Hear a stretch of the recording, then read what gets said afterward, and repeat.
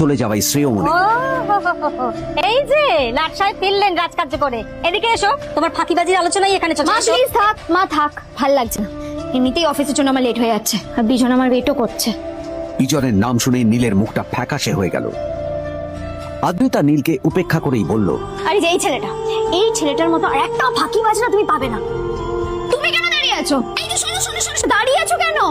তোমাকে আমি বলেছিলাম আর.এন. গোল্ড ডায়মন্ড তোমার সেটটা তুলেছো, তোলোনি তো। এইটা চাই না আমার।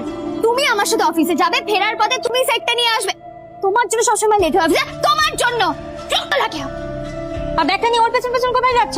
যাবি ওখানে রেখে এসো। নীল চিত্রার সাথে মাঝে মাঝে ঝগড়া করলেও তার স্ত্রী আদ্রিতার সাথে ও কখনো ঝগড়া করতো না। সত্য সব অপদার্থ।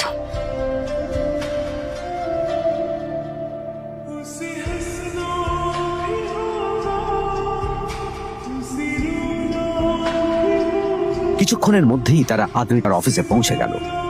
আদ্রিতা গাড়ি থেকে নামতে নামতে দেখলো যে তার কাছে অনেকগুলো ফাইল আছে। নীলের দিকে তাকিয়ে ওকেই ফাইলগুলো নিয়ে ভেতরে আসতে বলল। হা করে দাঁড়িয়ে আছো কেন? ফাইলগুলো নিয়ে ভেতরে এসো।